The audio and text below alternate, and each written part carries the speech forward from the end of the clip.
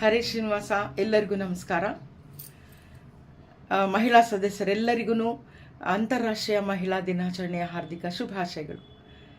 ಈ ಅಂತಾರಾಷ್ಟ್ರೀಯ ಮಹಿಳಾ ದಿನಾಚರಣೆ ಅಂಗವಾಗಿ ಲವಲವಿಕೆ ಲೇಡೀಸ್ ಅನ್ನೋ ವಿಶೇಷ ಕಾರ್ಯಕ್ರಮದಲ್ಲಿ ನಾನು ಯಾರನ್ನು ಸಂದರ್ಶನ ಮಾಡ್ತಾ ಇದ್ದೀನಿ, ನಾವು ಯಾರನ್ನು ಲವಲವಿಕೆ ಲೇಡಿ ಅಂತ ನಾವು ಆಯ್ಕೆ ಮಾಡಿದ್ದೀವಿ ಅಂತ ನಿಮಗೆ ಕುತೂಹಲ ಇರ್ಬೋದಲ್ವಾ.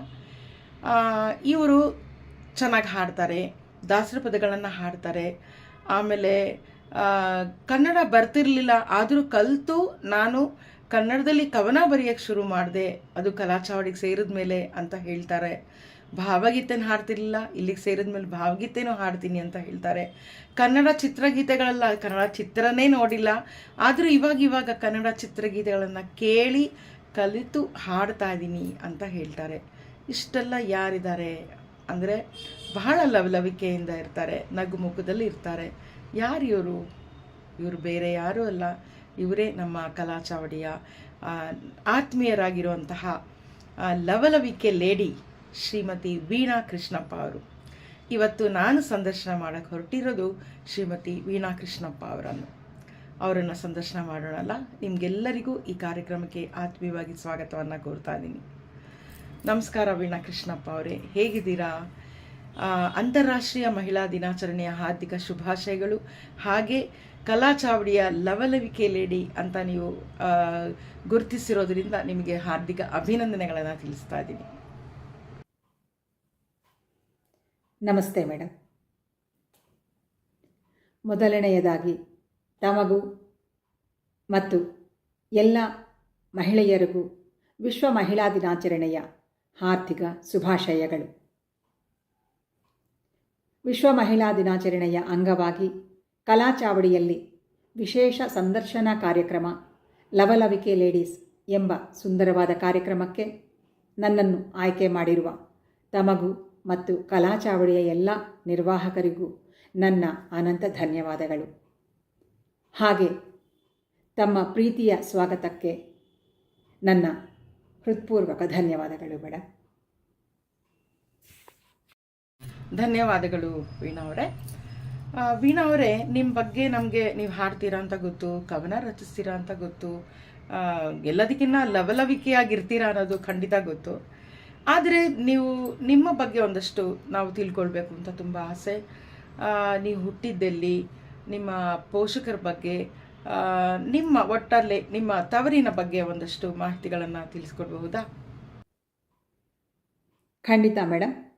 ನಾನು ಹುಟ್ಟಿ ಬೆಳೆದಿದ್ದು ಕರ್ನಾಟಕ ರಾಜ್ಯದ ಪಕ್ಕ ರಾಷ್ಟ್ರ ಆಗಿರುವಂತಹ ಆಂಧ್ರ ಪ್ರದೇಶದ ರಾಷ್ಟ್ರದಲ್ಲಿ. ಹುಟ್ಟಿರುವ ಊರಿನ ಹೆಸರು ರಾಯಚೋಟಿ. ಈಗ ಅದು ಅನ್ನಮಯ್ಯ ಜಿಲ್ಲೆಯಾಗಿ ಚೇಂಜ್ ಆಗಿದೆ. ತಂದೆಯವರ ಹೆಸರು ರಾಧಾಕೃಷ್ಣ. ಅವರು ಮೊದಲು ಬ್ಯಾಂಕ್ನಲ್ಲಿ ಉದ್ಯೋಗ ಮಾಡ್ತಾಯಿದ್ರು. ಅನಂತರ ಕುಟುಂಬ ಪೋಷಣಕ್ಕಾಗಿ ಅವರು ಸ್ವಂತ ವ್ಯಾಪಾರವನ್ನು ಶುರು ಮಾಡಿ ಬಿಸ್ನೆಸ್ ಮಾಡ್ತಾಯಿದ್ರು. ಟ್ರಾನ್ಸ್ಪೋರ್ಟ್ ಬಿಸ್ನೆಸ್ಸನ್ನು ಶುರು ಮಾಡಿದರು, ಲಾರಿಗಳನ್ನು ನಡೆಸ್ತಾಯಿದ್ರು. ಅಮ್ಮ ಗೃಹಿಣಿ, ಹೆಸರು ನಾರಾಯಣಮ್ಮ. ಅಪ್ಪ ಅವ್ರದ್ದು ತುಂಬ ದೊಡ್ಡ ಕುಟುಂಬ. ನಮ್ಮ ಕುಟುಂಬದಲ್ಲೇ ಒಂದು ಕಮ್ಮಿ ಅಂದರೆ ಒಂದು 50ರಿಂದ 60 ಜನ ನಾವು ಒಂದೇ ಮನೆಯಲ್ಲೇ ವಾಸವಾಗಿದ್ದು, ಎಲ್ಲರ ಜೊತೆ ನಾನು ಬೆಳೆದಿದ್ದು. ನಾವು 3 ಜನ ಮಕ್ಕಳು. ಅವರಲ್ಲಿ ನಾನು ದೊಡ್ಡವಳು. ನನಗೆ 2 ತಮ್ಮಂದಿಯರು. ದೊಡ್ಡ ತಮ್ಮ ಮತ್ತು ಅವರ ಹೆಂಡತಿ ಸಾಫ್ಟ್ವೇರ್ ಇಂಜಿನಿಯರ್ಸು, ಅವರು ಮಲೇಷಿಯಾನಲ್ಲಿದ್ದಾರೆ. ಚಿಕ್ಕ ತಮ್ಮ ಮತ್ತು ಅವರ ಹೆಂಡತಿ ಇಬ್ಬರು ಡಾಕ್ಟರ್ಸು, ಅವರು ಅನಂತಪುರಂನಲ್ಲಿದ್ದಾರೆ. ಈಗ ಅಪ್ಪ ಅಮ್ಮ ಇಬ್ಬರು ಸಹ ತಮ್ಮ ಅವ್ರ ಜೊತೆಯಲ್ಲೇ, ಅವ್ರ ಕುಟುಂಬ ಜೊತೆಯಲ್ಲೇ ಇದ್ದಾರೆ. ತುಂಬ ಸಂತೋಷ ಆಗ್ತಾ ಇದೆ. ಏನಂತ ಹೇಳಿದ್ರೆ, ರಾಯಚೋಟಿ ಅನ್ನೋದು ಇವಾಗ ಅನ್ನಮಯ್ಯ ಜಿಲ್ಲೆ ಅಂತ ಹೇಳಿದ್ರಿ. ನೀವು ಅಲ್ಲಿಯವರು ಅಂತ ಹೇಳಿದಾಗ ಇನ್ನೂ ಒಂಥರ ಖುಷಿ ಆಗುತ್ತೆ. ನಿಮ್ಮ ಪೋಷಕರ ಬಗ್ಗೆ, ನಿಮ್ಮ ಸಹೋದರರ ಬಗ್ಗೆ ಎಲ್ಲ ತಿಳಿಸ್ಕೊಟ್ರಿ, ನಿಮ್ಮ ಕುಟುಂಬದ ಬಗ್ಗೆ ತಿಳಿಸ್ಕೊಟ್ರಿ. ನೀವು ಅನಂತ ಧನ್ಯವಾದಗಳು. ಕೇಳಕ್ಕೆ ತುಂಬ ಖುಷಿ ಆಗುತ್ತೆ. ಇನ್ನು ನಿಮ್ಮ ಓದಿದ್ದೆಲ್ಲಿ, ನಿಮ್ಮ ವಿದ್ಯಾಭ್ಯಾಸದ ಬಗ್ಗೆ, ಹಾಗೂ ವಿದ್ಯಾಭ್ಯಾಸ ಆದಮೇಲೆ ನೀವೇನಾದರೂ ವೃತ್ತಿಲಿದ್ರಾ, ಇದ್ರ ಬಗ್ಗೆ ತಿಳಿಸ್ಕೊಡ್ಬಹುದಾ? ನನ್ನ ವಿದ್ಯಾಭ್ಯಾಸ ಮತ್ತು ಉದ್ಯೋಗ. ನನ್ನ ಕ್ವಾಲಿಫಿಕೇಷನ್, ನಾನು ಓದಿದ್ದು BSc B.Ed. 10th ಸ್ಟ್ಯಾಂಡರ್ಡ್ ತನಕ ನಮ್ಮ ರಾಯಚೂರಿನಲ್ಲೇ ಓದಿದ್ದೇನೆ. ಅನಂತರ PUCಗೆ ಆಂಧ್ರ ರಾಷ್ಟ್ರದಲ್ಲಿಯೇ ನೆಲ್ಲೂರು ಎಂಬ ಊರಿನಲ್ಲಿ PUC ಮಾಡಿದ್ದೇನೆ. ಅನಂತರ ಸೈನ್ಸ್ ಸಬ್ಜೆಕ್ಟನ್ನು ತಗೊಂಡು ನಾನು BSc ಗ್ರ್ಯಾಜುಯೇಷನ್ಗೋಸ್ಕರ ಕರ್ನೂಲ್ KVR ವುಮೆನ್ಸ್ ಕಾಲೇಜ್ನಲ್ಲಿ ಓದಿದ್ದೇನೆ. ಒಳ್ಳೆಯ ರ್ಯಾಂಕ್ ಪಡೆದು ಗೋಲ್ಡ್ ಮೆಡಲ್ ಕೂಡ ತಗೊಂಡಿದ್ದೇನೆ ಗ್ರ್ಯಾಜುಯೇಷನ್ನಲ್ಲಿ. ಕಾಲೇಜ್ನಲ್ಲಿ ಇದ್ದಾಗ ಪ್ರೆಸಿಡೆಂಟ್, ಸೆಕ್ರೆಟರಿ ಕೆಲಸಗಳು ಚೆನ್ನಾಗಿ ನಿರ್ವಹಿಸ್ತಾ ಇದ್ದೆ. ಅನಂತರ B.Ed ನಾನು ನಂದ್ಯಾಲ್ನಲ್ಲಿ ಮಾಡಿದ್ದು. B.Ed ಓದಿದ್ದು ಆದ ತಕ್ಷಣ ಗೌರ್ಮೆಂಟ್ ಟೀಚರ್ ಆಗಿ ಅಪಾಯಿಂಟ್ಮೆಂಟ್ ತಗೊಂಡಿದ್ದೀನಿ. B.Ed ಅಸಿಸ್ಟೆಂಟ್ ಆಗಿ ಸ್ಟೇಟ್ ರ್ಯಾಂಕು, ತುಂಬ ಒಳ್ಳೆಯ ರ್ಯಾಂಕೇ ಬಂದಿದೆ. ಅದರಲ್ಲಿ B.Ed ಮುಗಿಸಿದ 2 ತಿಂಗಳಿಗೆ ನನಗೆ ಗೌರ್ಮೆಂಟ್ ಜಾಬ್ ಸಿಕ್ತು. ಹಳ್ಳಿಗಳಲ್ಲಿ ಕೆಲಸ ಮಾಡಬೇಕಾಗುತ್ತೆ. ಸ್ಟಾರ್ಟಿಂಗ್ನಲ್ಲಿ ಗೌರ್ಮೆಂಟ್ ಜಾಬ್ ಅಂದರೆ ಪ್ರೊಬೆಷನರಿ ಪೀರಿಯಡ್ ಅಂತ 2 ವರ್ಷ ಮಾಡಬೇಕಾಗತ್ತೆ. ನಾನು 1998ನಲ್ಲಿ ಅಪಾಯಿಂಟ್ಮೆಂಟ್ ತಗೊಂಡಿದ್ದು. ಹಾಗೆ ಹಳ್ಳಿಗಳಲ್ಲಿ ಸಿಂಗಲ್ ಟೀಚರ್ ಆಗಿ ನಾನು ಕೆಲಸವನ್ನು ಕೂಡ ಮಾಡಿದ್ದೇನೆ. ಹಾಗೆ ಒಂದು 6 ವರ್ಷದ ಕಾಲ ನಾನು ಟೀಚರ್ ಆಗಿ ಕೆಲಸವನ್ನು ಮಾಡಿ, ಅನಂತರ ಮದುವೆ ಆದ ಅನಂತರ ನಾನು ನನ್ನ ಕೆಲಸಕ್ಕೆ ರಾಜೀನಾಮೆಯನ್ನು ಮಾಡಿದ್ದೇನೆ. ವೀಣಾ ಅವರೇ, ಸೇಮ್ ಪಿಂಚ್. ಯಾಕೆ ಹೇಳಿ, ನೀವು ಶಿಕ್ಷಕಿಯಾಗಿ ಕೆಲಸ ನಿರ್ವಹಿಸಿದ್ರಿ, ನಾನಿನ್ನು ಶಿಕ್ಷಕಿಯಾಗಿದ್ದೀನಿ. ವೀಣಾ ಅವರೇ, ನಿಮ್ಮ ಬಗ್ಗೆ ತಿಳ್ಕೊಂಡಿದ್ದು, ನಿಮ್ಮ ವಿದ್ಯಾಭ್ಯಾಸದ ಬಗ್ಗೆ ತಿಳ್ಕೊಂಡು ತುಂಬ ಸಂತೋಷ ಆಯಿತು. BSc B.Ed ಮಾಡಿ ಗೋಲ್ಡ್ ಮೆಡಲಿಸ್ಟ್ ಅಂತ ಹೇಳಿದ್ರಿ. ಹಾಗೆ ಕಾಲೇಜ್ ಡೇಸಲ್ಲಿ ಬಹಳ ಆ್ಯಕ್ಟಿವ್ ಆಗಿದ್ರಿ. ನೋಡಿ, ಲವಲವಿಕೆ ಅಂತ ಹೇಳಿದ್ದು ನಾವು ತಪ್ಪಾಗಲಿಲ್ಲ. ನಿಮ್ಮನ್ನು ಆಯ್ಕೆ ಮಾಡಿದ್ದು ಖಂಡಿತ ತಪ್ಪಾಗಲಿಲ್ಲ. ಯಾಕೆಂದರೆ ಆಗ ಕಾಲೇಜಲ್ಲಿ ಪ್ರೆಸಿಡೆಂಟ್ ಆಗಿ ಕಾರ್ಯನಿರ್ವಹಿಸ್ತಿದ್ದೆ ಅಂತ ಹೇಳಿದ್ರಿ. ಸ್ಪೋರ್ಟ್ಸಲ್ಲಿ ಸಹ ಇದ್ದೆ ಅಂತ ಹೇಳಿದ್ರಿ. ನಾವು ಅಷ್ಟೇ ಕಾಲೇಜಲ್ಲಿದ್ದಾಗ ಪ್ರೆಸಿಡೆಂಟ್ ಅಂತ ಎಲ್ಲ ಆಗಲಿಲ್ಲ, ಆದರೆ ಕ್ಲಾಸ್ ರೆಪ್ರೆಸೆಂಟೇಟಿವ್ ಅಂತ ಇರ್ತಿತ್ತು. ಸೊ ಆವಾಗ ಕ್ಲಾಸ್ ರೆಪ್ರೆಸೆಂಟೇಟಿವ್ ಆಗಿದ್ದೆ.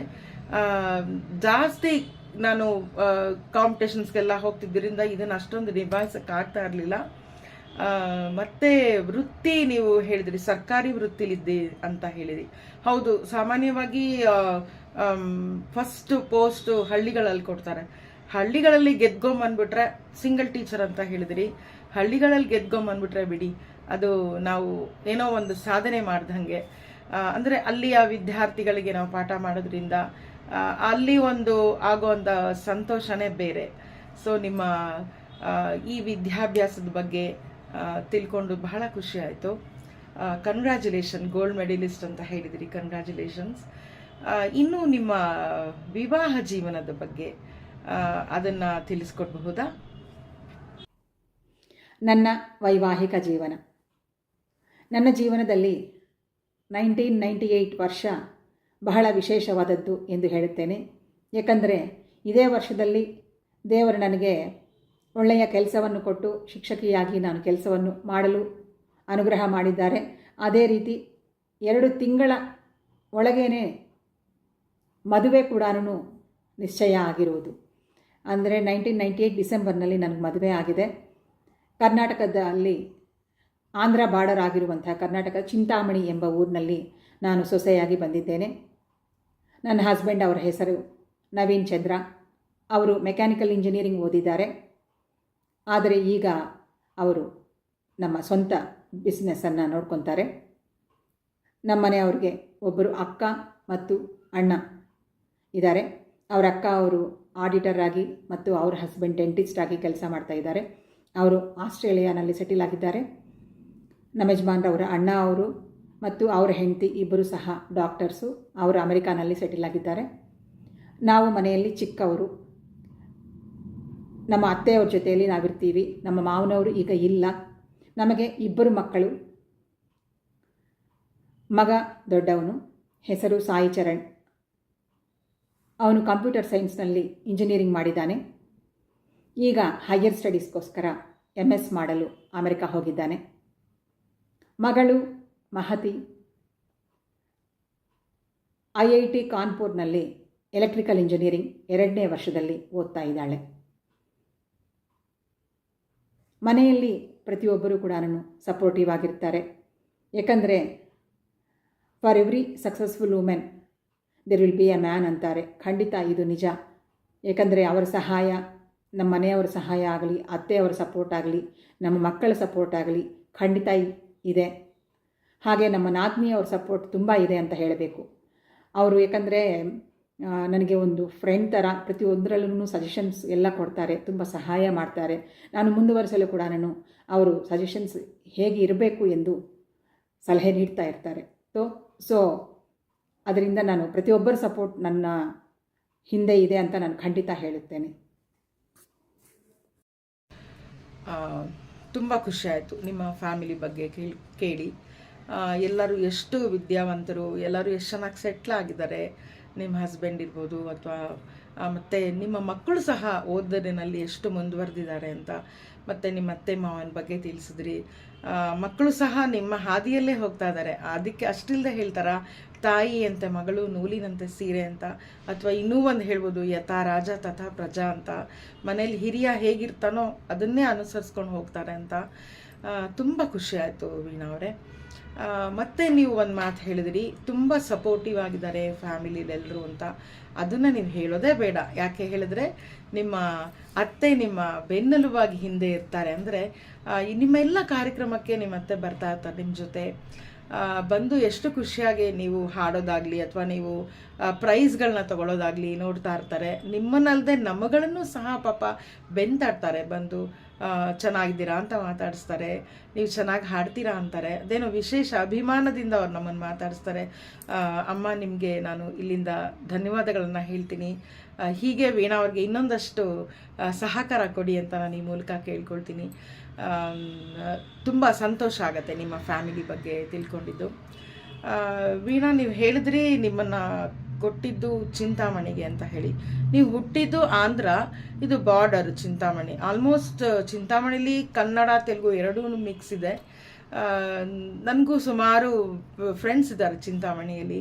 ಅಂದರೆ ನನ್ನ ಚೈಲ್ಡ್ಹುಡ್ ಫ್ರೆಂಡ್ಸ್ ಎಲ್ಲ ಇವಾಗ ಅಲ್ಲಿ ಮದುವೆ ಆಗಿ ಹೋಗಿದ್ದಾರೆ. ಮತ್ತು ಚಿಂತಾಮಣಿ ಅಂತ ಹೇಳಿದ್ಮೇಲೆ ನನಗೆ ಮೊದಲನೇದಾಗಿ ಅನಿಸಿದ್ದೇನು ಅಂತ ಹೇಳಿದ್ರೆ, ಎರಡೂ ತೆಲುಗು ಇರೋದ್ರಿಂದ ನೀವು ಕನ್ನಡ ಎಷ್ಟು ಬೇಗ ಕಲ್ತ್ರಿ ಅನ್ನೋದು ನನಗೊಂದು ಖುಷಿಯಾದ ವಿಷಯ. ಇಷ್ಟಿದ್ಮೇಲೆ ನೀವು ಎಷ್ಟೊಂದು ಕನ್ನಡದ ಹಾಡುಗಳನ್ನು, ದಾಸರ ಪದಗಳನ್ನು ಹಾಡ್ತೀರಾ, ಮತ್ತು ಭಾವಗೀತೆ ಹಾಡ್ತಿದ್ದೀರಾ ಇತ್ತೀಚೆಗೆ. ಇಷ್ಟೆಲ್ಲ ಇದ್ಮೇಲೆ ನೀವು ಎಲ್ಲಾದರೂ ಸಂಗೀತ ಕಲ್ತಿದ್ದೀರಾ? ನಿಮ್ಮ ಸಂಗೀತ ವಿದ್ಯಾಭ್ಯಾಸ ಎಲ್ಲ ಆಯಿತು, ಇದ್ರ ಬಗ್ಗೆ ಮತ್ತು ಅದೇ ನಿಮ್ಮ ಗುರುಗಳು ಯಾರು, ಇದ್ರ ಬಗ್ಗೆ ತಿಳಿಸ್ಕೊಡ್ಬಹುದಾ? ಸಂಗೀತವನ್ನು ನಾನು ಶಾಸ್ತ್ರೀಯವಾಗಿ ಅಷ್ಟು ಚೆನ್ನಾಗಿ ಪರಿಪೂರ್ಣವಾಗಿ ಕಲ್ತಿಲ್ಲ ಮೇಡಮ್, ಖಂಡಿತ ಕಲ್ತಿಲ್ಲ. ಅಪ್ಪ ಅಮ್ಮ ಚೆನ್ನಾಗಿ ಹಾಡ್ತಾ ಇದ್ದರು, ಮೂವಿ ಸಾಂಗ್ಸ್ ಅಂಥದ್ದು ಚೆನ್ನಾಗಿ ಹಾಡ್ತಾ ಇದ್ದರು. ಅಮ್ಮ ಚೆನ್ನಾಗಿ ಹಾಡ್ತಾರೆ, ಅವ್ರನ್ನು ಕೇಳ್ತಾ ಇದ್ದೆ. ಆದರೆ ನನಗೆ ಟೈಮ್ ಸಿಗ್ತಾ ಇರಲಿಲ್ಲ ಅಂತ ಹೇಳಬೇಕು. ಏಕೆಂದರೆ ಜಾಸ್ತಿ ಓದ ಮೇಲೆ ಗಮನ ಜಾಸ್ತಿ ಕೊಡ್ತಾಯಿದ್ರು ನಮ್ಮ ಅಪ್ಪ ಅವರು. ಚೆನ್ನಾಗಿ ಓದಬೇಕು ಅಂತ ಅದನ್ನೇ ತೋರಿಸ್ತಾ ಇದ್ದರು. ನಮಗೆ ಅಷ್ಟು ಗಮನ ಈ ಕಡೆ ಇರ್ತಾ ಇರಲಿಲ್ಲ ಅಂತ ಹೇಳಬೇಕು. ಸ್ಕೂಲ್ ಡೇಸ್ನಲ್ಲಿ ಎಲ್ಲಿಗೂ ಹೋಗಲಿಲ್ಲ. ಹಳ್ಳಿಗೆ ಅಜ್ಜಿಯವ್ರ ಜೊತೆಯಲ್ಲಿ ಹೋಗಿದ್ದಾಗ ಅಜ್ಜಿಯವರು ದೇವಸ್ಥಾನದಲ್ಲಿ, ತಾತ ದೇವಸ್ಥಾನ ಕಟ್ಟಿಸಿದ್ರು, ದೇವಸ್ಥಾನದಲ್ಲಿ ಅವ್ರು ಭಜನ್ಸ್ ಎಲ್ಲ ಹೇಳ್ಕೊಡ್ತಾ ಇದ್ರು. ನಾನು ರಜೆಗಳಿಗೆ ಅಂತ ಹೋದಾಗ ತಾತ ಅವರು ಕೂತ್ಕೊಂಡು ನೀನು ಹೇಳ್ಕೊಡಮ್ಮ ಭಜನ್ಸು ಅಂತ ನನಗೆ ಚಿಕ್ಕ ಚಿಕ್ಕ ಭಜನ್ಸ್ ಎಲ್ಲ ಅವರು ಹೇಳ್ಕೊಡ್ತಾ ಇದ್ದರು. ನಾನು ಒಂದೆರಡು ಪ್ರಯತ್ನ ಮಾಡಿ ಹೇಳ್ಕೊಡ್ತಾ ಇದ್ದೆ ಹಳ್ಳಿ ಜನಕ್ಕೆ. ಅಲ್ಲಿ ಎಲ್ಲರೂ ಬಂದು ಗೋಧೂಳಿ ಸಮಯದಲ್ಲಿ ಕೂತ್ಕೊಳ್ತಾ ಇದ್ದರು. ಆ ಸಮಯದಲ್ಲಿ ಚೆನ್ನಾಗಿ ಭಜನ್ಸ್ ಎಲ್ಲ ಹೇಳ್ಕೊಡೋದು ಒಂದು ಅಭ್ಯಾಸ ಇತ್ತು ಅಷ್ಟೇ. ಅದಾದ ನಂತರ ಕಾಲೇಜ್ ಡೇಸ್ನಲ್ಲಿ ವಾರಕ್ಕೆ ಒಂದು ಕ್ಲಾಸು ಅಷ್ಟೇ. ಆ ಕ್ಲಾಸ್ಗೆ ಹೋಗೋಕ್ಕೂ ಟೈಮ್ ಸಾಕಾಗ್ತಾ ಇಲ್ಲ. ಯಾಕಂದರೆ ಸ್ಪೋರ್ಟ್ಸು, ಕಾಲೇಜ್ ಎಲೆಕ್ಷನ್ಸು ಅಂಥದ್ರಲ್ಲಿ ನಾನು ಜಾಸ್ತಿ ಇನ್ವಾಲ್ವ್ ಆಗ್ತಾ ಇದ್ದೆ. ನಾನು 2 ವರ್ಷ ಗ್ರ್ಯಾಜುಯೇಷನ್ ಇರೋ 3 ವರ್ಷದಲ್ಲಿ 2 ವರ್ಷ ನಾನು ಎಲೆಕ್ಷನ್ಸ್ನಲ್ಲಿ ಸೆಲೆಕ್ಟ್ ಆಗಿ ಕಾಲೇಜ್ ಪ್ರೆಸಿಡೆಂಟಾಗಿ ಕೆಲಸವನ್ನು ಮಾಡ್ತಾ ಇದ್ದೆ. ಸೊ ಅಷ್ಟು ಸಮಯ ನನಗೆ ಸಿಗ್ತಾ ಇರಲಿಲ್ಲ. ಒಂದು ಕ್ಲಾಸ್, ವಾರಕ್ಕೆ ಒಂದು ಕ್ಲಾಸ್ ಅಂದರೆ ಎಷ್ಟು ಎಫೆಕ್ಟಿವ್ ಆಗಿರುತ್ತೆ ನಿಮಗೂ ಗೊತ್ತಿರಬಹುದು. ಸೊ ಸಂಗೀತ ಅಲ್ಲೂ ಕಲಿಯಲು ಆಗಲಿಲ್ಲ. ಅನಂತರ ಮದುವೆ ಆಗಿ ನಾನು ಚಿಂತಾಮಣಿಗೆ ಬಂದ ಮೇಲೆ ಮಕ್ಕಳು ಚಿಕ್ಕವರು, ಎಲ್ಲರೂ ಸ್ವಲ್ಪ ಅವ್ರದ್ದು ಪೋಷಣೆ ಎಲ್ಲ ಆದ ನಂತರ ಸಮಯ ಸಿಗ್ತಾ ಇತ್ತು. ಮದುವೆ ಆದ ನಂತರ 10 ವರ್ಷ ಆದ ನಂತರ ನಾನು ಚಿಂತಾಮಣಿಯಲ್ಲಿ ದಾಸ ಸಾಹಿತ್ಯ ಭಜನೆ ಕ್ಲಾಸ್ಗೆ ಸೇರಿಕೊಂಡಿದ್ದೆ. ನಮ್ಮ ಗುರುಗಳು ಶ್ರೀಮತಿ ಚಂದ್ರಕಾಂತಿ ಪ್ರಹ್ಲಾದರಾವ್ ಅಂತ, ಅವರ ಕ್ಲಾಸ್ನಲ್ಲಿ ದಾಸ ಸಾಹಿತ್ಯವನ್ನು ಭಜನಾ ಶೈಲಿಯಲ್ಲಿ ಕಲಿತಾ ಇದ್ದೆ. ಈಗ ಶಾಸ್ತ್ರೀಯವಾಗಿ ಕಲಿಯಬೇಕು ಎಂಬ ಆಸೆಯಿಂದ, ಶ್ರುತಿಜ್ಞಾನ ಸ್ವಲ್ಪ ಬರಬೇಕು ಎಂಬ ಉದ್ದೇಶದಿಂದ ಆರಂಭ ಮಾಡಿದ್ದೇನೆ. ನೀವು ಹೇಳಿದ್ದು 100% ನಿಜ. ಏಕೆಂದರೆ ಈ ಸಂಗೀತ ಅನ್ನೋದು ಸ್ವಲ್ಪ ರಕ್ತಗತವಾಗಿ ಬಂದಿರಬೇಕು. ನೀವು ಹೇಳ್ದಂಗೆ ನಿಮ್ಮ ತಂದೆ ತಾಯಿ ಹಾಡ್ತಾಯಿದ್ರು, ಹಾಗಾಗಿ ಬಂದಿದೆ ಅಂತ ಹೇಳಿ. ಆಮೇಲೆ ಚಿಕ್ಕ ವಯಸ್ಸಲ್ಲಿ ಕಾಲೇಜು ಅಂತೆಲ್ಲ ಹೇಳಿ ಅವಾಗ ಕಲಿಯೋಕ್ಕಾಗಲಿಲ್ಲ, ಓದು ಅದು ಅಂತ ಹೇಳಿ. ಆಮೇಲೆ ನೀವು ವಿವಾಹ ಆದ್ರಿ, ಆಮೇಲೆ ಮಕ್ಕಳು, ಹೀಗೆಲ್ಲ ಆದಮೇಲೆ ಕಲಿಯೋಕ್ಕಾಗಲಿಲ್ಲ, ಆಮೇಲೆ ಕಲಿತೆ ಅಂತ ಹೇಳಿದ್ರಿ. ಸಂಗೀತ ಕಲಿಯೋಕ್ಕೆ ಅಥವಾ ಯಾವುದೇ ವಿದ್ಯೆ ಕಲಿಯೋಕ್ಕೆ ನನಗೇನೋ ಅನಿಸುತ್ತೆ ಏಜ್ ಲಿಮಿಟ್ ಅನ್ನೋದೇನಿಲ್ಲ ಅಂತ. ಅದೇನಂದರೆ ದಿನ ಕಲಿತಾನೇ ಇರ್ತೀವಿ ನಾವು. ಬಹುಶಃ ನಾವು ಹೋಗೋವರೆಗೂ ನಾವು ಒಂದು ವಿದ್ಯೆನ ಕಲಿತಾನೇ ಇರ್ತೀವಿ ಅನಿಸುತ್ತೆ. ಅದಕ್ಕೆ ವಯಸ್ಸಿನ ತಾರತಮ್ಯ ಇಲ್ಲ. ಆದರೂ ನೀವು ಅದೆಲ್ಲ ಆದಮೇಲೆ ಈಗ ಕಲಿತಾ ಇದ್ದೀನಿ ಅಂತ ಹೇಳಿದ್ರಿ. ಖಂಡಿತ ಶಾಸ್ತ್ರೀಯವಾಗಿ ಒಂದು ಸ್ವಲ್ಪ ನಾಲೆಜ್ ಇರಲೇಬೇಕು. ನನ್ನ ಪ್ರಕಾರ ಸುಮ್ಮನೆ ನಾವು ಹೋಗ್ತೀವಿ, ಎಲ್ಲೋ ಹಾಡ್ತೀವಿ, ಹಾಡಿ ನಾವು ಗೆದ್ದುಬಿಟ್ಟಿದ್ದೀವಿ ಅನ್ನೋದಕ್ಕಿಂತ ಒಂದಷ್ಟು ಸ್ವರಗಳ ನಾಲೆಜ್ ಇರಬೇಕು. ಅಂದರೆ ಸಂಗೀತ ಅಂದರೆ ಶ್ರುತಿ ತಾಳ ಅಷ್ಟು ನಮಗೆ ಒಂದು ಸ್ವಲ್ಪ ಇದ್ದರೆ ಅದು ಖಂಡಿತ ನಮಗೆ ಅದು ಹೆಲ್ಪ್ ಆಗುತ್ತೆ. ಖುಷಿ ಆಯಿತು ನೀವು ಆಮೇಲಾದರೂ ಕಲಿತೀನಿ ಅಂತ ಹೇಳಿದ್ರಲ್ಲ ಅಂತ. ನೀವು ಇವಾಗ ಇನ್ನೂ ಒಂದು ಪ್ರಶ್ನೆ ಕೇಳಬೇಕು ಅಂತ ಹೇಳಿದ್ರೆ, ನೀವು ಆಮೇಲೆ ಮದುವೆ ಆದಮೇಲೆ ದಾಸರ ಪದಗಳನ್ನು ಕಲಿತೆ ಅಂತ ಹೇಳಿದ್ರಿ. ನಿಮ್ಮ ಟೀಚರ್ಗೆ ನಾನು ಇಲ್ಲಿಂದ ನಮಸ್ಕಾರಗಳನ್ನು ತಿಳಿಸ್ತೀನಿ. ಯಾಕೆಂದರೆ ಇಷ್ಟು ಚೆನ್ನಾಗಿ ನಿಮ್ಮನ್ನು ತಯಾರು ಮಾಡಿದ್ದಾರೆ, ಹಾಡಿನಲ್ಲಿ ಇಷ್ಟು ಆಸಕ್ತಿ ಬೆಳೆಸಿದ್ದಾರೆ. ಮೇಡಮ್, ನಿಮಗೆ ನಮಸ್ಕಾರ ಇಲ್ಲಿಂದನೇ. ಮತ್ತು ನೀವು ಅದಾಗತ್ಲೂ ನೀವು ಬೇರೆ ಏನಾದರೂ ಅಂದರೆ ಈಗ ಹಾಡೆಲ್ಲ ಕಲಿತು ದಾಸರ ಪದಗಳನ್ನ ಕಲಿತು ಆಮೇಲೆ ನೀವು ಕಾರ್ಯಕ್ರಮಗಳೇನಾದರೂ ಕೊಟ್ರಾ? ಮತ್ತು ಅದು ಹೇಗೆ ನೀವು ಅದನ್ನು ರೂಢಿಸ್ಕೊಂಡು ಹೋದ್ರಿ ಅದನ್ನು? ಮತ್ತು ಯಾವುದಾನ ಸಂಘ ಸಂಸ್ಥೆಗಳಿಗೆ ಸೇರಿದ್ರಾ? ಮತ್ತು ನೀವು ಎಲ್ಲೆಲ್ಲಿ ಕಾರ್ಯಕ್ರಮಗಳನ್ನು ಕೊಟ್ರಿ ಅನ್ನೋದನ್ನು ಅದ್ರ ಬಗ್ಗೆ ನೀವು ತಿಳಿಸ್ಕೊಡ್ಬಹುದಾ? TTD ಕಾರ್ಯಕ್ರಮಗಳು ಹಲವಾರು ಕಾರ್ಯಕ್ರಮಗಳನ್ನು ಮಾಡಿದ್ದೇವೆ ಮೇಡಮ್. ಹಿಂದೆ ಹೇಳಿರುವ ಪ್ರಕಾರ ದಾಸರ ಕೃತಿಗಳನ್ನು ನಾವು ಕಲಿತು ದಾಸ ಸಾಹಿತ್ಯ ಪ್ರಾಜೆಕ್ಟ್ನಲ್ಲಿ ನಮ್ಮ ಮಂಡಳಿ ಕೂಡ ಒಂದು ಸಭ್ಯತ್ವವನ್ನು ಪಡೆದಿದೆ. ಅನಂತರ ನಮ್ಮ ಗುರುಗಳು ಅವರ ಜೊತೆಯಲ್ಲಿ ನಾವು ನಿತ್ಯೋತ್ಸವ, ಆರಾಧನಾ ಉತ್ಸವಗಳಿಗೆ, ದಾಸರ ಆರಾಧನಾ ಉತ್ಸವಗಳಿಗೆ ನಾವು ಹಾಜರಾಗಿದ್ದೇವೆ. ನಮ್ಮ ಗುರುಗಳು ಕೆಲವು ವರ್ಷದ ಅನಂತರ ಚಿಂತಾಮಣಿಯನ್ನು ಬಿಟ್ಟು ಅವರು ಬೇರೆ ಊರಿಗೆ ಹೊರಟರು. ಆಗ ನನಗೆ ಮಂಡಳಿಯ ಜವಾಬ್ದಾರಿಯನ್ನು ಒಪ್ಪಿಸಿದರು. ಅದರ ಸಲುವಾಗಿ ನಾನು ಹಲವಾರು ಕಾರ್ಯಕ್ರಮಗಳಿಗೆ ಚಿಂತಾಮಣಿಯಿಂದ ಬೇರೆ ಮಂಡಳಿ ಸದಸ್ಯರನ್ನು, ಏಕೆಂದರೆ ನಮ್ಮ ಮಂಡಳಿಯ ಸದಸ್ಯರನ್ನು ಒಂದೇ ಅಲ್ಲ, ಬೇರೆ ಮಂಡಳಿಯ ಸದಸ್ಯರನ್ನು ಕೂಡ ನಾನು ಒಗ್ಗೂಡಿಸಿ, ಎಲ್ಲರೂ ಕೂಡ ದಾಸ ಸಾಹಿತ್ಯ ಪ್ರಾಜೆಕ್ಟ್ನಲ್ಲಿ ಮೆಂಬರ್ಶಿಪ್ ಆಗಿರುವವರು, ಕೆಲವರು ಆಗದೇ ಇರೋರನ್ನು ಕೂಡ ಅವರನ್ನು ದಾಸ ಸಾಹಿತ್ಯದಲ್ಲಿ ಸೇರಿಸಿ ಅವರನ್ನು ಸಹ ನಾನು ಬೆಟ್ಟದ ಮೇಲೆ ಹಲವಾರು ಕಾರ್ಯಕ್ರಮಗಳಿಗೆ ಕರೆದುಕೊಂಡು ಹೋಗುವ ಸಂದರ್ಭಗಳು ಹಲವಾರಿವೆ. ಅದರಲ್ಲಿ ವಿಶೇಷವಾಗಿ ಹೇಳಬೇಕು ಅಂದರೆ ಮೆಟ್ಟಿಲೋತ್ಸವ ಆಗಬಹುದು, ನಿತ್ಯೋತ್ಸವ, ಪುರಂದರದಾಸರ ಆರಾಧನೆ, ಗೋಪಾಲದಾಸರ ಆರಾಧನೆ, ವಿಜಯದಾಸರ ಆರಾಧನೆ, ರೀಸೆಂಟಾಗಿ ನಡೆಯುವ ಮೆಟ್ಟಿಲೋತ್ಸವ ಕಾರ್ಯಕ್ರಮದಲ್ಲೂ ನಾವು ಭಾಗವಹಿಸಿದ್ದೇವೆ. ವಿಶೇಷವಾಗಿ ನೈಮಿಷಾರಣ್ಯದಲ್ಲಿ ಭಾಗವತ ಸಪ್ತಾಹ ಎಂಬ ಕಾರ್ಯಕ್ರಮದಲ್ಲಿ ದಾಸ ಸಾಹಿತ್ಯ ಪ್ರಾಜೆಕ್ಟ್ ವಿಶೇಷ ಅಧಿಕಾರಿಗಳು ಆದಂತಹ ಗುರುಗಳು ವಗಡಾಲ ಶ್ರೀ ಆನಂದ ತೀರ್ಥಾಚಾರ್ಯರ ಕರೆಯ ಮೇರೆಗೆ ನಾವು ಚಿಂತಾಮಣಿಯಿಂದ 100 ಜನರ ಸದಸ್ಯರನ್ನು ಕರ್ಕೊಂಡು ಹೋಗಿರೋದು ತುಂಬ ಒಳ್ಳೆಯ ವಿಚಾರ. ಅದು ಒಂದು ವಿಶೇಷವಾದಂತಹ ಕಾರ್ಯಕ್ರಮ ಕೂಡ ಎಂಬುದು ಹೇಳಬೇಕು. ಗುರುಗಳು ನನಗೆ ಚಿಂತಾಮಣಿ ಮತ್ತು ಚಿಂತಾಮಣಿ ಹತ್ತಿರ ಇರುವ ಚಿಕ್ಕಬಳ್ಳಾಪುರ ಮತ್ತು ಶ್ರೀನಿವಾಸಪುರ ಇಂಥದ್ದು ಮಂಡಳಿಗಳ ಜವಾಬ್ದಾರಿಗಳನ್ನು ಒಪ್ಪಿಸಿದ್ದಾರೆ. ಈಗ ನಾನು ಕೋಆರ್ಡಿನೇಟರ್ ಆಗಿ TTD ದಾಸ ಸಾಹಿತ್ಯ ಪ್ರಾಜೆಕ್ಟ್ಗೆ ಕೋಆರ್ಡಿನೇಟರ್ ಆಗಿ ನಾನು ನನ್ನ ಜವಾಬ್ದಾರಿಯನ್ನು ನಿರ್ವಹಿಸ್ತಾ ಇದ್ದೇನೆ. ಒಂದು ಸೇವೆಯಾಗಿ ಇದನ್ನು ಆ ತಿಮ್ಮಪ್ಪ ನನಗೂ ಕಲ್ಪಿಸಿರುವ ಸೌಭಾಗ್ಯ ಎಂದು ಒಂದು ಸೇವೆಯಾಗಿ ನಾನು ಮಾಡ್ತಾ ಇದ್ದೇನೆ. ವೀಣಾ ಅವರೇ, ಇವತ್ತು ನಾವು ಈ ಒಂದು ಕಾರ್ಯಕ್ರಮದಲ್ಲಿ ನಿಮ್ಮನ್ನು ಸಂದರ್ಶನ ಮಾಡ್ತಿರೋದು ನಿಜಕ್ಕೂ ಹೆಮ್ಮೆ ಅಂತ ಖಂಡಿತ ಅನಿಸುತ್ತೆ. ಯಾಕೆಂದರೆ ನಿಮ್ಮನ್ನು ಲವಲವಿಕೆ ಲೇಡಿ ಅಂತ ನಾವು ಆಯ್ಕೆ ಮಾಡಿದ್ದಕ್ಕೆ ಇವತ್ತು ಸಾರ್ಥಕ ಆಗಿದೆ ಅಂತ ಅನಿಸುತ್ತೆ. ಯಾಕೆಂದರೆ ಎಲ್ಲೋ ಹುಟ್ಟಿ ಎಲ್ಲೋ ಬೆಳೆದು, ಅಂದರೆ ನಾನು ಹೇಳ್ತಾ ಇರೋದು ಬೇರೆ ಒಂದು ರಾಜ್ಯದಲ್ಲಿ ಹುಟ್ಟಿ ಬೆಳೆದು ನಮ್ಮ ಕರ್ನಾಟಕಕ್ಕೆ ಬಂದು ಕನ್ನಡ ಕಲಿತು ದಾಸರ ಪದಗಳನ್ನು ಕಲಿತು, ಆಮೇಲೆ ನೀವು ಹೇಳಿದ್ರಿ ಅಲ್ಲೇ ಒಂದು ಸಾಮಾನ್ಯ ಸದಸ್ಯರಾಗಿ ಸೇರಿದೆ ಅಂತ ಹೇಳಿದ್ರಿ. ಅಲ್ಲಿ ನೀವು ಸಾಮಾನ್ಯ ಸದಸ್ಯರಾಗಿ ಸೇರಿ ಆ ಒಂದು ಗುಂಪಿಗೆ ನೀವು ನಾಯಕಿಯಾಗಿ ಅನೇಕ ಕಾರ್ಯಕ್ರಮಗಳನ್ನು, ಅದರಲ್ಲೂ TTD ಪ್ರಾಜೆಕ್ಟ್ಸಲ್ಲಿ ನೀವು ಕೆಲಸ ಮಾಡ್ತಾ ಇದ್ದೀರಾ, ಕೋಆರ್ಡಿನೇಟರ್ ಆಗಿದ್ದೀರಾ ಅಂದರೆ ನಿಜಕ್ಕೂ ಹೆಮ್ಮೆ ಅನಿಸುತ್ತೆ. ಇದು ಸಾಮಾನ್ಯ ಮಾತು ಖಂಡಿತ ಅಲ್ಲ. ಜೊತೆಗೆ ಗುರುಗಳಾಗಿರುವಂತಹ ಶ್ರೀಯುತ ಆನಂದ ತೀರ್ಥಾಚಾರ್ ಪಗಡಾಲ ಅವರು ಹಾಗೆಲ್ಲ ಸಾಮಾನ್ಯವಾಗಿ ಒಪ್ಪೋದಿಲ್ಲ. ಅಲ್ಲೇನೋ ಒಂದು ಒಳ್ಳೆಯ ಅಂಶ ಇದೆ ಅಂತ ಹೇಳಿದರೆ ಮಾತ್ರನೇ, ಅಂದರೆ ಅಷ್ಟು ಪ್ರತಿಭೆ ಇದೆ ಅಂತ ಹೇಳಿದರೆ ಮಾತ್ರನೇ ಅವರು ಪ್ರೋತ್ಸಾಹ ಕೊಡೋದು. ಮತ್ತು ಈ ಒಂದು ಸಂದರ್ಭದಲ್ಲಿ ನಾನು ಅವರಿಗೆ ಅನಂತ ಧನ್ಯವಾದಗಳನ್ನು, ನಮಸ್ಕಾರಗಳನ್ನು ತಿಳಿಸ್ತಾ ಇದ್ದೀನಿ ಗುರುಗಳಿಗೆ. ತುಂಬ ಖುಷಿ ಆಯಿತು, ಇಷ್ಟೊಂದೆಲ್ಲ ಸಾಧನೆ ಮಾಡಿದ್ದೀರಾ. ಹಾಗಿದ್ಮೇಲೆ ನಿಮಗೆ ಯಾವುದಾದ್ರೂ ಸಂಘ ಸಂಸ್ಥೆಗಳಲ್ಲಿ ನಿಮಗೆ ಅವಾರ್ಡ್ಗಳೇನಾದರೂ ಕೊಟ್ಟಿದ್ದಾರಾ, ಏನಾದರೂ ಸನ್ಮಾನ ಮಾಡಿದಾರಾ, ಬಿರುದುಗಳೇನಾದರೂ ಬಂದಿದೆಯಾ? ಇದ್ರ ಬಗ್ಗೆ ಒಂದು ಸ್ವಲ್ಪ ತಿಳಿಸ್ಕೊಡ್ಬಹುದಾ? ನನಗೆ ಬಂದಿರುವ ಅವಾರ್ಡ್ಸು ಮತ್ತು ಸನ್ಮಾನಗಳು ಮೇಡಮ್, ಇದು ಒಂದು ನಾನು ವಾಲಂಟಿಯರ್ ಆಗಿ ಸೇವೆಗಳು ಮಾಡ್ತಾ ಇರುವ ಕಾರಣ ಇದೇ ದೊಡ್ಡ ಸನ್ಮಾನ, ದೇವರು ನನಗೆ ಕೊಟ್ಟಿರುವ ಸೌಭಾಗ್ಯ ಎಂದು ನಾನು ತುಂಬ ಸಂತೋಷದಿಂದ ಹೇಳುತ್ತೇನೆ, ಹೆಮ್ಮೆಯಿಂದ ಹೇಳುತ್ತೇನೆ. ನಮ್ಮ ಚಿಂತಾಮಣಿಯ ಸುತ್ತಮುತ್ತ ಇರುವ ಹಳ್ಳಿಗಳಲ್ಲಿ ಇಂಥವರು, ವೀಣಾ ಕೃಷ್ಣಪ್ಪ ಅವರು ಇದ್ದಾರೆ ಚಿಂತಾಮಣಿಯಲ್ಲಿ, ಇಂಥವರು ಕಾರ್ಯಕ್ರಮಗಳು ಮಾಡ್ತಾರೆ, ನಿರ್ವಹಿಸ್ತಾರೆ, ಇಂಥವ್ರು ಬರ್ತಾರೆ ಅಂತ ಅವರು ಒಂದು ಕರೆಯನ್ನು ಮಾಡಿ, ಮೇಡಮ್ ನೀವು ಬನ್ನಿ ಅಂತ ಕರೀತಾರೆ ನೋಡಿ, ಅದೇ ಒಂದು ನನಗೆ ಒಂದು ದೊಡ್ಡ ಸನ್ಮಾನ ಅಂತ ನಾನು ಹೇಳೋಕ್ಕೆ ಇಷ್ಟಪಡ್ತೇನೆ.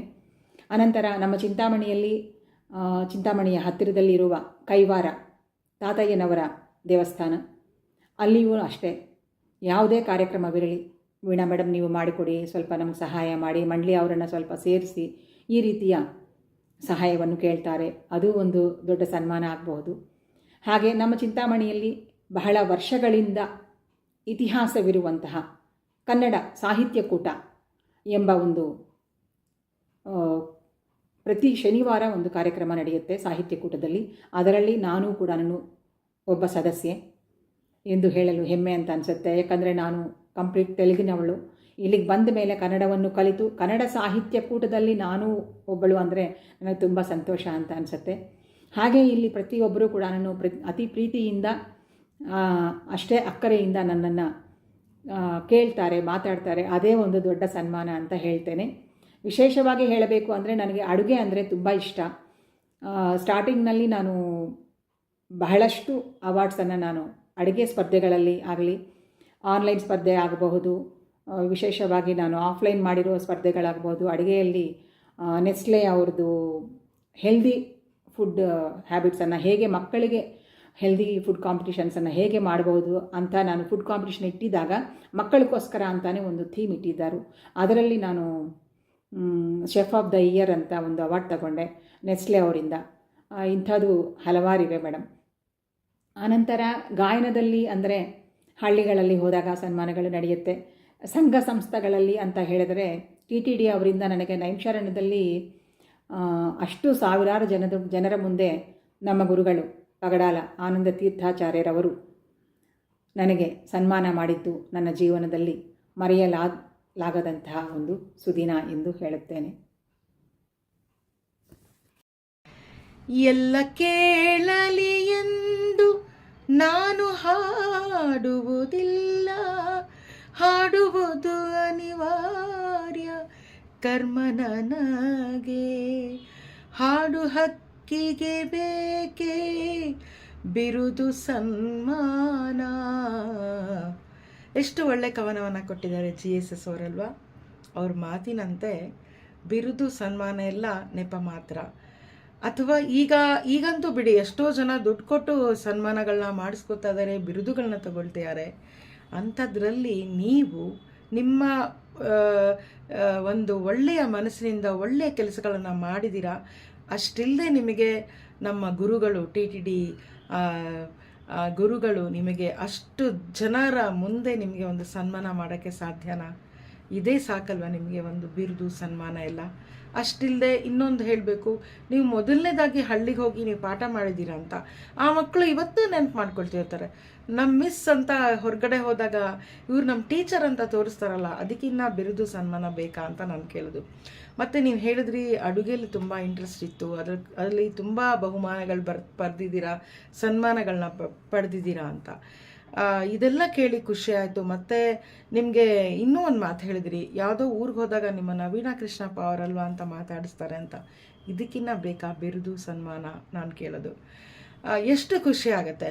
ಇನ್ನು ಎಲ್ಲದಕ್ಕಿಂತ ಹೆಚ್ಚಾಗಿ ನಾವು ಒಂದು ಒಳ್ಳೆ ಕೆಲಸ ಮಾಡಿದಾಗ, ಏನೋ ಒಂದು ಒಳ್ಳೆ ಕೆಲಸ ಮಾಡಿದಾಗ ನಮಗೆ ಆತ್ಮತೃಪ್ತಿ ಆಗುತ್ತೆ ನೋಡಿ, ಅದು ನಮಗೆ ಕೊಡೋ ಸನ್ಮಾನ ಅಂತ ನಾನು, ದೇವ್ರು ಕೊಡೋ ಸನ್ಮಾನ ಅಂತ ನಾನು ಭಾವಿಸ್ತೀನಿ. ಒಟ್ಟಿನಲ್ಲಿ ನೀವು ಪಡೆದಿರೋವಂಥ ಎಲ್ಲ ಸನ್ಮಾನಗಳಿಗೆ, ನೀವು ಮಾಡಿರುವ ಎಲ್ಲ ಕೆಲಸಗಳು ತುಂಬ ಒಳ್ಳೆ ಕೆಲಸ ಅಂತ ಹೇಳಿ ನಾನು ನಿಮಗೆ, ಅದಕ್ಕೆ ನಾವು ಲವಲವಿಕೆ ಲೇಡಿ ಅಂತ ನಾವಿಲ್ಲಿ ನಿಮಗೆ ಆಯ್ಕೆ ಮಾಡಿರೋದು. ಮತ್ತೊಮ್ಮೆ ಹಾರ್ದಿಕ ಅಭಿನಂದನೆಗಳು. ವೀಣಾ ಕೃಷ್ಣಪ್ಪ ಅವರೇ, ಇಷ್ಟೆಲ್ಲ ನೀವು ಮಾತಾಡಿದ್ವಿ. ನಾವು ಒಂದು ಪ್ರಶ್ನೆ ಕೇಳಬೇಕು. ನಿಮಗೆ ನಮ್ಮ ಕಲಾ ಚಾವಡಿ ಬಗ್ಗೆ ಹೇಗೆ ಗೊತ್ತಾಯಿತು? ನಿಮ್ಮನ್ನು ಯಾರನ್ನು ಇಲ್ಲಿ ಸೇರಿಸಿದ್ರು ಅಂತ ತಿಳಿಸ್ಕೊಡ್ಬೋದಾ? ನಾನು ಕಲಾ ಚಾವಡಿಗೆ ಹೇಗೆ ಬಂದಿದ್ದೀನಿ ಅಂದರೆ, ಅದಕ್ಕೆ ಕಾರಣ ತಾವೇ ಮೇಡಮ್. ತಮ್ಮ ಹಾಡುಗಳನ್ನು ನಾನು ಬೇರೆ ಫೇಸ್ಬುಕ್ ಪೇಜ್ನಲ್ಲಿ ನೀವು ಹಾಡಿದ್ದಾಗ ನಿಮ್ಮ ಹಾಡುಗಳನ್ನು ಕೇಳ್ತಾ ಇದ್ದೆ. ತುಂಬ ಚೆನ್ನಾಗಿತ್ತು ಅಂತ ಇಷ್ಟಪಟ್ಟು ಕೇಳ್ತಾ ಇರೋವಾಗ ನಮ್ಮ ಅತ್ತೆಯವರು ಕೂಡ ನಮ್ಮ ಮನೆಯಲ್ಲಿ ತುಂಬ ಚೆನ್ನಾಗಿದೆ ಇವ್ರ ವಾಯ್ಸು, ಯಾರು ಇವರು, ಎಷ್ಟು ಚೆನ್ನಾಗಿ ಹಾಡ್ತಾರೆ ಅಂತ ನನ್ನನ್ನು ಕೇಳಿದ್ರು. ಹಾಗೆ ನಾನು ಅಂದ್ಕೊಂಡೆ, ಹೌದಲ್ವಾ ಇವರು ಎಷ್ಟು ಚೆನ್ನಾಗಿ ಹಾಡ್ತಾರೆ, ವಾಯ್ಸ್ ಎಷ್ಟು ಚೆನ್ನಾಗಿದೆ ಅಂತ ಅಂದ್ಕೊಂಡು ನಿಮ್ಮ ಪ್ರೊಫೈಲ್ ನಾನು ಚೆಕ್ ಮಾಡಿದೆ. ನಿಮ್ಮ ಪ್ರೊಫೈಲ್ ಚೆಕ್ ಮಾಡಿದ್ದಾಗ ತಾವು ಈ ಥರ ಕಲಾ ಚಾವಡಿ ಕ್ರಿಯೇಟ್ ಮಾಡಿದ್ದು ಆ ರೀತಿ ಗೊತ್ತಾಯಿತು. ಸರಿ, ನಾನು ಇದರಲ್ಲಿ ಮತ್ತೆ ಆ ಪೇಜ್ ನನಗೆ ಗೊತ್ತಾಯಿತು, ಕಲಾ ಚಾವಡಿ ಪರಿಚಯ ಆಗಿದೆ.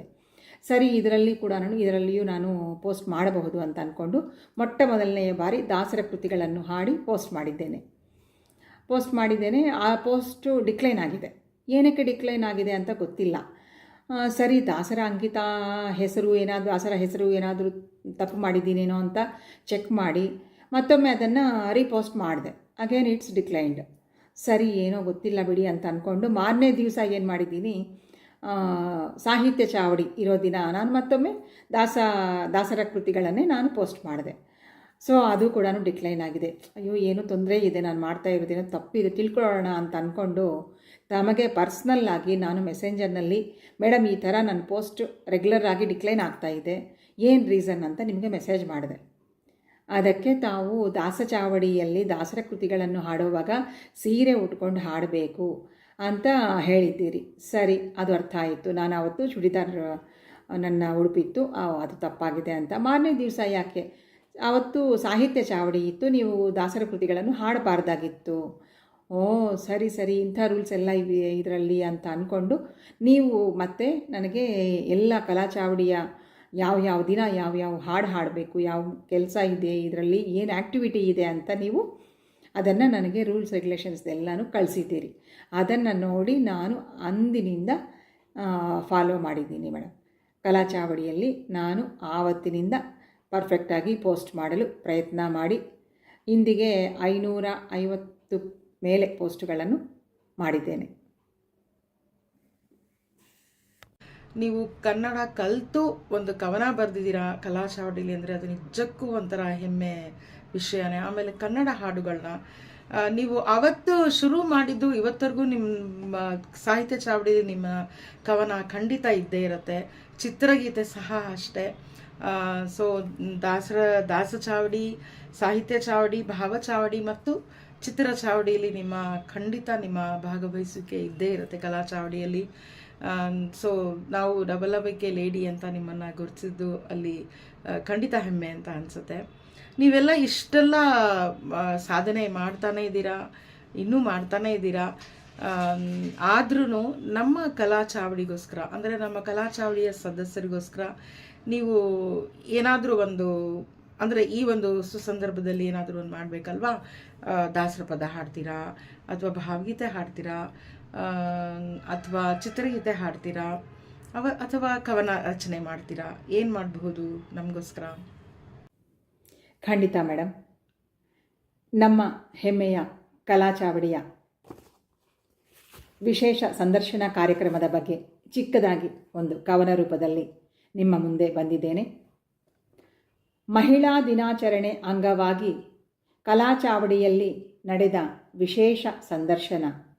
ಮಹಿಳಾ ದಿನಾಚರಣೆಯ ಅಂಗವಾಗಿ ಕಲಾ ಚಾವಡಿಯಲ್ಲಿ ನಡೆದ ವಿಶೇಷ ಸಂದರ್ಶನ ಪ್ರತಿ ಒಬ್ಬ ಮಹಿಳೆಗೂ ಇದೊಂದು ಸಂಭ್ರಮದ, ಹೆಮ್ಮೆಯ, ಹಬ್ಬದ ವಾತಾವರಣ.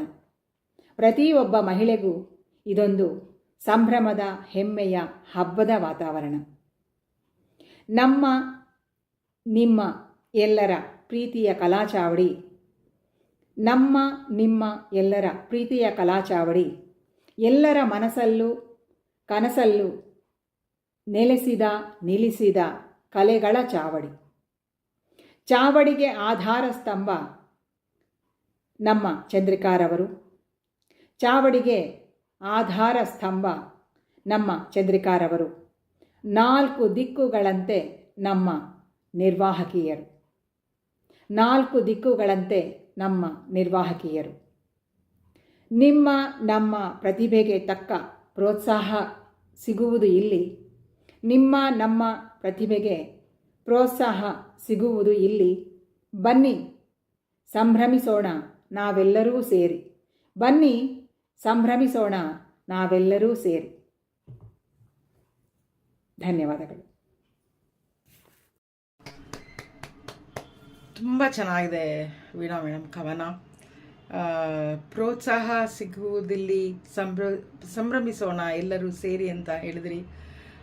ತುಂಬ ಖುಷಿ ಆಯಿತು. ಮತ್ತು ಆಧಾರ ಸ್ತಂಭ ಅಂದ್ರಿ, ನನ್ನ ನಿರ್ವಾಹಕರನ್ನ 4 ದಿಕ್ಕುಗಳು ಅಂದ್ರಿ. ತುಂಬ ಖುಷಿ ಆಯಿತು. ಬಹಳ ಚೆನ್ನಾಗಿದೆ ನೀವು ಬರೆದಿರೋ ಕವನ. ಅದು ಒಂದು ಚಿಕ್ಕ ಸಮಯದಲ್ಲಿ ಎಷ್ಟು ಚೆನ್ನಾಗಿ ಬರ್ಕೊಟ್ಟಿದ್ದೀರಾ. Once again thank you so much. ಇಷ್ಟೆಲ್ಲ ನೀವು ಕಲಾ ಚಾವಡಿನ ಅಭಿಮಾನದಿಂದ ನೋಡ್ತಾ ಇದ್ದೀರಾ. ನಿಮಗೆ ಕಲಾ ಚಾವಡಿ ಬಗ್ಗೆ ಏನಾದರೂ ಹೇಳಬೇಕು ಅನ್ಸುತ್ತಾ? ನಿಮ್ಮ ಅಭಿಮಾನದ ಮಾತುಗಳನ್ನೇನಾದರೂ ನಮ್ಮೊಂದಿಗೆ ಹಂಚ್ಕೋಬಹುದಾ ವೀಣಾ ಅವರೇ? ಕಲಾ ಚಾವಡಿಯ ಬಗ್ಗೆ ನನ್ನ ಅನಿಸಿಕೆ ಮತ್ತು ಮನದಾಳದ ಮಾತುಗಳು. ಖಂಡಿತ ನಾನು ಹೇಳ್ತಾ ಇದ್ದೀನಿ, ಇದು ಯಾರ ಮೆಚ್ಚುಗೆಗೋಸ್ಕರ ಮುಖಸ್ತುತಿ ಮಾಡುವವಳಲ್ಲ. ನಾನು ಯಾವುದು ಮಾತಾಡಿದರೂ ಕೂಡ ನಾನು ತುಂಬ ಸ್ಟ್ರೈಟ್ ಫಾರ್ವರ್ಡ್. ನಾನು ಯಾವತ್ತೂ ಅಷ್ಟೇ. ಕೆಲವರು ನನ್ನನ್ನು ಬೈಕೊತಾರೆ, ಆದರೂ ಪರವಾಗಿಲ್ಲ, ನನಗೆ ಚಿಂತೆ ಇಲ್ಲ. ಯಾವತ್ತೂ ನಾನು ಮಾತಾಡೋದು ಮಾಡುವುದು ಹಾಗೇ ಇರುತ್ತೆ. ಈಗ ವಿಷಯಕ್ಕೆ ಬರ್ತೀನಿ. ಕಲಾ ಚಾವಡಿಯಲ್ಲಿ ನನಗೆ ಬೇಕಾಗಿರೋದು, ನನ್ನ ಮನಸ್ಸಿಗೆ ಹತ್ತಿರವಾಗಿರುವಂಥದ್ದು ಶಿಸ್ತು. ತುಂಬ ಚೆನ್ನಾಗಿ ಮೇಡಮ್ ಅವರ ಗ್ರೂಪ್ನಲ್ಲಿ ನಾನು ಅಬ್ಸರ್ವ್ ಮಾಡಿದ್ದು, ಮೇಡಮ್ ಅವರು ಕರೆಕ್ಟಾಗಿ ಹೇಳ್ತಾರೆ, ಅದನ್ನು ಫಾಲೋ ಮಾಡ್ತಾರೆ. ಯಾವುದಾದ್ರೂ ಒಂದು ರೂಲ್ಸ್ ಆ್ಯಂಡ್ ರೆಗ್ಯುಲೇಷನ್ಸ್ ಇಟ್ಟರೆ ಅದು ಎಲ್ಲರೂ ಪಾಲಿಸಬೇಕು. ಅಂದರೆ rule is rule and rule is for all ಅಂತ ಅದನ್ನು ಹೇಳ್ತಾರೆ. ಅದನ್ನು ಅವರು ಕೂಡ ಪಾಲಿಸ್ತಾರೆ. ಅದು ಇಷ್ಟ ಆಗುತ್ತೆ. ಮೂರನೆಯದಾಗಿ ಪ್ರತಿಯೊಬ್ಬರಿಗೂ ಪ್ರೋತ್ಸಾಹ ಸಿಗಲಿ ಅನ್ನೋ ಉದ್ದೇಶ. ಲೀಡರ್ ಆಗಿ ಪ್ರತಿಯೊಬ್ಬರೂ ಹಾಗೆ ಇರಬೇಕು ಅಂತ ನನ್ನ ಉದ್ದೇಶ. ಯಾಕಂದರೆ ಒಬ್ಬ ಲೀಡರು ಯಾವಾಗ ಲೀಡರ್ ಆಗ್ತಾರೆ ಅಂದರೆ ತಮ್ಮ ಜೊತೆಯಲ್ಲಿ ಇರುವವರನ್ನು ಕೂಡ ಅವರ ಸ್ಥಾನಕ್ಕೆ ಬೆಳೆಸಿ ಪ್ರೋತ್ಸಾಹ ನೀಡಿದಾಗ ಮಾತ್ರ ಆಗ್ತಾರೆ. ಮೇಡಮ್ ಅವರು ಮಾಡ್ತಾ ಇರುವ ಕಾರ್ಯಕ್ರಮಗಳು, ವಾರ್ಷಿಕೋತ್ಸವದಲ್ಲಿ ಸುಂದರವಾಗಿ ಹಾಡುಗಳ ಇದು ಮಾಡೋದಾಗಲಿ, ಅವರು ಆರ್ಗನೈಸ್ ಮಾಡಿ ಎಲ್ಲರನ್ನೂ ಆನ್ಲೈನ್ ಕ್ಲಾಸ್ಗೆ ತಗೊಂಡು ಎಲ್ಲರನ್ನೂ ಪ್ರೋತ್ಸಾಹ ನೀಡಿ ಅವರ ಮಟ್ಟದಲ್ಲಿ ಹಾಡಲು ಪ್ರಯತ್ನ ಮಾಡಿಸ್ತಾರೆ. ಅದು ತುಂಬ ಇಷ್ಟ ಆಗುತ್ತೆ ನನಗೆ. ಹಾಗೆ ಮಕ್ಕಳನ್ನು ಕೂಡ ತುಂಬ ಚೆನ್ನಾಗಿ ಪ್ರೋತ್ಸಾಹ ಮಾಡಿ ಆನ್ ಸ್ಟೇಜ್ ಕಾರ್ಯಕ್ರಮಗಳು ಎಷ್ಟೊಂದೆಲ್ಲ ಮಾಡಿಸಿದ್ದಾರೆ. ತುಂಬ ಖುಷಿಯಾಗುತ್ತೆ ಮೇಡಮ್ ನಿಮ್ಮನ್ನು ನೋಡಿದರೆ. ನಿಜವಾಗಲೂ ಕಲಾ ಚಾವಡಿ ಎಲ್ಲಿ ಇಂಥ ಕಾರ್ಯಕ್ರಮಗಳು, ತಮ್ಮಂಥ ವ್ಯಕ್ತಿತ್ವ ಇರುವವರು ಸಿಕ್ಕಿರುವುದು ನನ್ನ ಭಾಗ್ಯ ಅಂತಾನೆ ನಾನು ಹೆಮ್ಮೆಯಿಂದ ಹೇಳುತ್ತೇನೆ. ಕಲಾ ಚಾವಡಿ ನನ್ನ ಮನಸ್ಸಿಗೆ ತುಂಬ ಹತ್ತಿರವಾದದ್ದು ಅಂತ ಕೂಡ ನಾನು ಇಷ್ಟದಿಂದ ಹೇಳ್ತಾ ಇದ್ದೇನೆ. ನಿಮ್ಮ ಮನದಾಳದ ಮಾತುಗಳನ್ನು ಹಂಚ್ಕೊಂಡ್ರಿ ಕಲಾ ಚಾವಡಿ ಬಗ್ಗೆ. ತುಂಬ ಚೆನ್ನಾಗಿ ಮಾತಾಡಿದ್ರಿ. ಮುಖಸ್ತುತಿ ಮಾಡ್ತಿಲ್ಲ, ನೇರವಾಗಿ ಹೇಳ್ತಾ ಇದ್ದೀನಿ ಅಂತ. ಖಂಡಿತ ನನಗೆ ಗೊತ್ತು ನೀವು ನೇರವಾಗಿ ಮಾತಾಡೋರು ಅಂತ. ಹೌದು, ನೀವು ಹೇಳ್ದಂಗೆ ನೇರವಾಗಿ ಮಾತಾಡೋರನ್ನ ಹಿಂದೆ ಬೈಕೊಳ್ಳೋದು ತುಂಬ ಜನ ಇರ್ತಾರೆ. ಸೊ ಆ ಒಂದು ಎಕ್ಸ್ಪೀರಿಯೆನ್ಸ್ ನನಗೆ ತುಂಬ ಆಗಿದೆ. ನಿಯಮ ಅಂತ ಹೇಳಿದಾಗ ಅದನ್ನು ಖಂಡಿತ ಪಾಲಿಸ್ಬೇಕು ಎಲ್ಲರೂ. ಹೇಗೆಗೋ ಮಾಡಿದ್ರೆ ಅದಕ್ಕೆ ಒಂದು ಶೋಭೆ ಇರೋದಿಲ್ಲ. ನಾವು ಹೆಂಗೆ ಪ್ರತಿದಿನ ನಾವು ಅಡುಗೆ ಮಾಡಬೇಕಾದ್ರೆ ಹೀಗೇ ಮಾಡ್ತೀವಿ ಅಂತ ಇರುತ್ತಲ್ವ, ನಾವೊಂದು ಸಂಕಲ್ಪ ಮಾಡ್ಕೊಂಡಿರ್ತೀವಿ ಇದೇ ಥರ ಅಡುಗೆ ಮಾಡಬೇಕು, ಇದೇ ಟೇಸ್ಟ್ ಇರಬೇಕು ಅಂತ. ಅದೇ ಥರ ನಾನು ನನ್ನ ಕಲಾ ಚಾವಡಿನ ಹೀಗೆ ಇರಬೇಕು ಅಂತ ಹೇಳೋದ್ರೊಳಗೆ ತಪ್ಪಿಲ್ಲ ಅಂತ ನಾನು ಅನ್ಕೋತೀನಿ. ಆ ಥರದಲ್ಲಿ ಹೋಲಿಸಿದಾಗ ನನ್ನ ಸುಮಾರು ಜನ ನಮ್ಮ ಕಲಾ ಚಾವಡಿಯ ಸದಸ್ಯರು ನಿಯಮನ ಖಂಡಿತ ಪಾಲಿಸ್ತಿದ್ದಾರೆ. ಅದರಲ್ಲಿ ನೀವು ಒಬ್ಬರು ಅಂತ ಅನ್ನಕ್ಕೆ ತುಂಬ ಇಷ್ಟ ಆಗುತ್ತೆ. ಎಷ್ಟೋ ಜನ ತುಂಬ ಚೆನ್ನಾಗಿ ಅದನ್ನು ಪಾಲಿಸ್ತಾ ಇದ್ದಾರೆ. ಈಗ ಒಂಥರ ಅವ್ರಿಗೆ ಒಂಥರ ಹ್ಯಾಬಿಟ್ ಆಗಿಬಿಟ್ಟಿದೆ. ಅಂದರೆ ಇದೇ ಟೈಮಿಗೆ ಕಳಿಸ್ಬೇಕು, ಹಾಗೆ ಈ ಥರನೇ ಇರಬೇಕು ಅನ್ನೋದು. ಆ ಒಂದು ಎಲ್ಲರೂ ಅದನ್ನು ಅಳವಡಿಸ್ಕೊಂಡಿದ್ದಾರೆ. ಅದರಲ್ಲಿ ನೀವು ಒಬ್ಬರು ಅಂತ ಹೇಳೋಕ್ಕೆ ತುಂಬ ಖುಷಿ ಆಗುತ್ತೆ. ವೀಣಾ ಅವರೇ, ಇಷ್ಟೊತ್ತು ನಮಗೆ ಒಳ್ಳೆಯ ಸಂದರ್ಶನವನ್ನು ನೀವು ಕೊಟ್ರಿ. ಲವಲವಿಕೆ ಲೇಡೀಸ್ ಅಂತಾರಾಷ್ಟ್ರೀಯ ಮಹಿಳಾ ದಿನಾಚರಣೆ ಅಂಗವಾಗಿ ಲವಲವಿಕೆ ಲೇಡೀಸ್ ಈ ವಿಶೇಷ ಸಂದರ್ಶನದಲ್ಲಿ ಭಾಗವಹಿಸಿ ನಿಮ್ಮ ಮನದಾನದ ಮಾತುಗಳನ್ನು, ನಿಮ್ಮ ಎಕ್ಸ್ಪೀರಿಯನ್ಸ್ನೆಲ್ಲ ಹಂಚ್ಕೊಂಡ್ರಿ. ನಿಮ್ಮ ಕುಟುಂಬದ ಬಗ್ಗೆ ಇರ್ಬೋದು, ನಿಮ್ಮ ವಿದ್ಯಾಭ್ಯಾಸದ ಬಗ್ಗೆ ಇದೆಲ್ಲ ನಮಗೆ ತಿಳಿಸ್ಕೊಟ್ರಿ.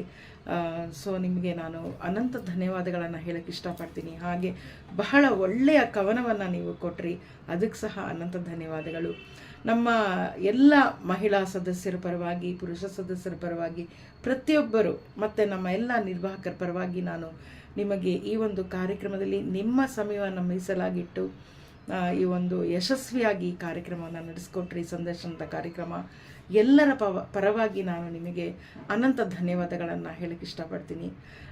ನೀವು ಅಂದ್ಕೊಂಡಿರೋ ಕನಸುಗಳೆಲ್ಲ ನನಸಾಗಲಿ, ಇನ್ನಷ್ಟು ನಿಮ್ಮ ಕೀರ್ತಿ ಹೆಚ್ಚಲಿ, ಒಂದಷ್ಟು ಒಳ್ಳೆಯ ಸನ್ಮಾನಗಳು ನಿಮಗಾಗಲಿ ಅಂತ ನಾನು ಈ ಒಂದು ಸುಸಂದರ್ಭದಲ್ಲಿ ನಾನು ಹಾರೈಸ್ತೀನಿ.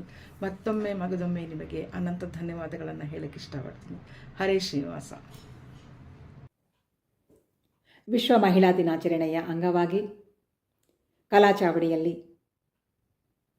ಇಂತಹ ಸುಂದರವಾದ ಕಾರ್ಯಕ್ರಮವನ್ನು ಸೃಷ್ಟಿಸಿದ ತಮಗೂ ಅನಂತ ಧನ್ಯವಾದಗಳು. ಇಷ್ಟು ಹೊತ್ತು ತಮ್ಮ ಜೊತೆಯಲ್ಲಿ ನನ್ನ ಮನದಾಳದ ಮಾತುಗಳು, ನನ್ನ ಜೀವನದ ವಿಶೇಷಗಳು ಹಂಚಿಕೊಂಡಿದ್ದಕ್ಕೆ ನನಗೆ ತುಂಬ ಸಂತೋಷವಾಗುತ್ತಿದೆ.